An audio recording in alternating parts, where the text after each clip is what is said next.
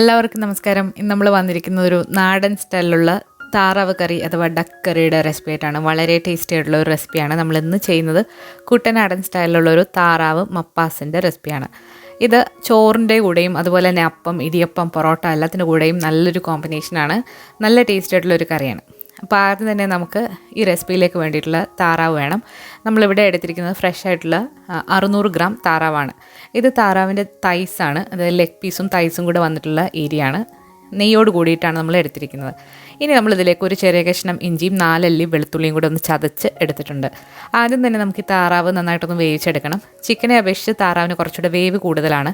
താറാവ് നമ്മൾ വിനാഗിരിയും ഉപ്പും ഇട്ട് നന്നായിട്ട് കഴുകി വൃത്തിയാക്കി എടുത്തിരിക്കുന്നതാണ്. ഇതിലേക്ക് ഒരു 1/2 ടീസ്പൂൺ മഞ്ഞൾപ്പൊടിയാണ് ചേർക്കുന്നത്. അതോടൊപ്പം തന്നെ കുരുമുളക്. അപ്പോൾ താറാവ് കറിയിലെ ഏറ്റവും പ്രധാനപ്പെട്ട ഒന്നാണ് കുരുമുളക്. നമ്മൾ മുളക് പൊടിക്ക് പകരം പച്ചമുളകും കുരുമുളകുമാണ് എരിക്ക് വേണ്ടിയിട്ട് ചേർക്കുന്നത്. ആവശ്യത്തിനുള്ള ഉപ്പും കൂടി ചേർത്ത് കൊടുത്തിട്ടുണ്ട്. ഇനി ഇതിലേക്ക് ഒരു 5-6 ചെറിയ ഉള്ളി ഒന്ന് രണ്ടായിട്ട് മുറിച്ചത് ചേർത്ത് കൊടുക്കുന്നുണ്ട്. അതുപോലെ തന്നെ നമ്മൾ ചതച്ച് വെച്ചിരിക്കുന്ന ഇഞ്ചി വെളുത്തുള്ളിയും കൂടെ ചേർക്കാം. ഇതൊക്കെ ചേർത്തിട്ട് വേവിക്കുമ്പോൾ താറാവിലേക്ക് നന്നായിട്ട് ഫ്ലേവറൊക്കെ ഇറങ്ങിക്കിട്ടും.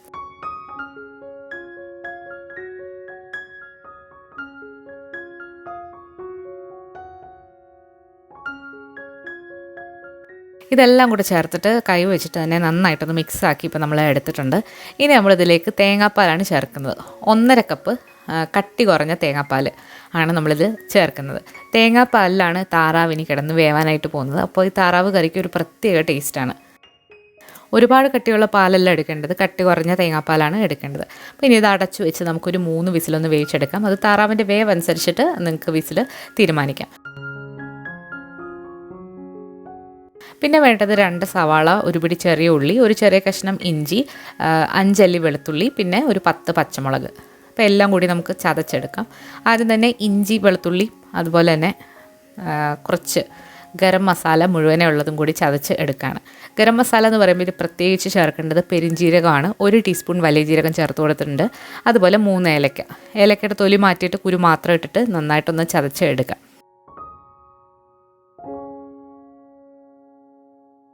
ഒരു കഷ്ണം കറുവപ്പട്ട ചേർക്കുന്നുണ്ട്. മസാല ഒരുപാടങ്ങ് കൂടണ്ട, പെരിഞ്ജീരകം മാത്രമായിട്ട് ചേർത്താൽ ഈ കറിക്ക് നല്ല ടേസ്റ്റ് തന്നെയാണ്. പിന്നെ ഒരു ഗ്രാമ്പുമാണ് ചേർക്കുന്നത്. ഇതെല്ലാം കൂടിയിട്ട് നന്നായിട്ടൊന്ന് ചതച്ച് എടുക്കണം. നന്നായിട്ടൊന്ന് ചതച്ച് എടുത്തു കഴിഞ്ഞാൽ ഇതിലേക്ക് നമുക്ക് പച്ചമുളക് ചേർക്കാം. ഞാനിവിടെ എടുത്തിരിക്കുന്നത് നല്ല എരിവുള്ള പച്ചമുളകാണ്, അതുകൊണ്ട് ഒരു 5-6 എണ്ണമാണ് ചേർക്കുന്നത്. അപ്പോൾ നിങ്ങൾക്ക് നിങ്ങളുടെ എരിവിനനുസരിച്ചിട്ട് കൂടുതൽ ചേർക്കാവുന്നതാണ്. പച്ചമുളകും കൂടി ഇതിലേക്ക് ചേർത്തിട്ട് ഓരോന്നായിട്ട് നന്നായിട്ട് ചതച്ചെടുക്കുക. മിക്സിയിലിട്ട് നമ്മൾ കറക്കി എടുക്കുന്നതിനെക്കാട്ടിൽ എപ്പോഴും നല്ലത് ഇങ്ങനെ ചതച്ച് എടുക്കുന്നതാണ്.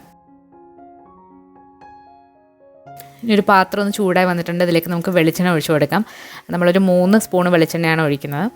അത് നിങ്ങളുടെ താറാവിൻ്റെ അളവിനനുസരിച്ചിട്ട് വെളിച്ചെണ്ണയുടെ അളവ് കൂടുകയോ കുറയ്ക്കുകയോ ചെയ്യാവുന്നതാണ്.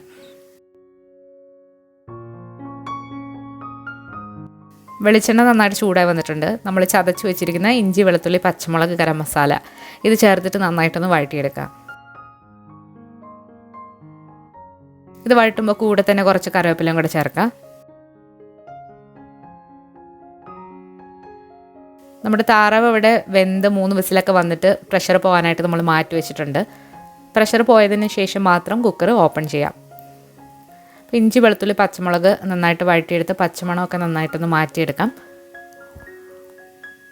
ഇപ്പോൾ പച്ചമണമൊക്കെ നന്നായിട്ട് മാറി വന്നിട്ടുണ്ട്. അപ്പോൾ ഇനി ഇതിലേക്ക് നമുക്ക് സവാളയും ചെറിയ ഉള്ളിയും ചേർക്കാം.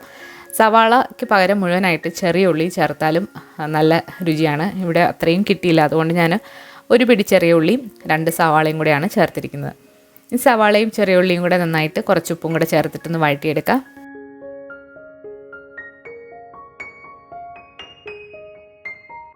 അപ്പോൾ സവാളയും എല്ലാം നന്നായിട്ട് വഴണ്ട് വന്നിട്ടുണ്ട്. അപ്പോൾ ഇനി ഇതിലേക്ക് നമുക്ക് പൊടികൾ ചേർക്കാം. നമ്മൾ ഈ റെസിപ്പിയിൽ മുളക് പൊടിയല്ല ചേർക്കുന്നത്, പകരം മല്ലിപ്പൊടി, മഞ്ഞൾപ്പൊടിയാണ്.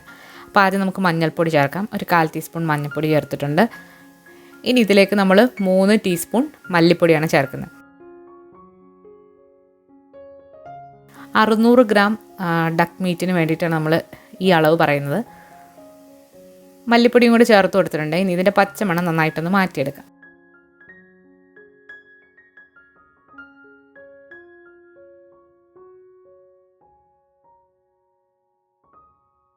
താറാവ് എപ്പോഴും മുളക് കറി വെക്കുന്നതിനെക്കാട്ടിലും എപ്പോഴും ടേസ്റ്റ് ഇങ്ങനെ കുരുമുളകും പച്ചമുളകും ഒക്കെ ചേർത്ത് തേങ്ങാപ്പാലിൽ വേവിച്ചെടുക്കുമ്പോഴാണ് നല്ല ടേസ്റ്റ് കിട്ടുന്നത്. അപ്പോൾ നമ്മുടെ താറാവ് ഇപ്പോൾ നന്നായിട്ട് വെന്ത് വന്നിട്ടുണ്ട്. കുറച്ച് പിരിഞ്ഞിരിക്കുന്ന പോലെ തോന്നും, അത് കുഴപ്പമില്ല. ഇത് നന്നായിട്ട് തിളച്ച് വരുമ്പോഴത്തേക്ക് എല്ലാം ശരിയാവും.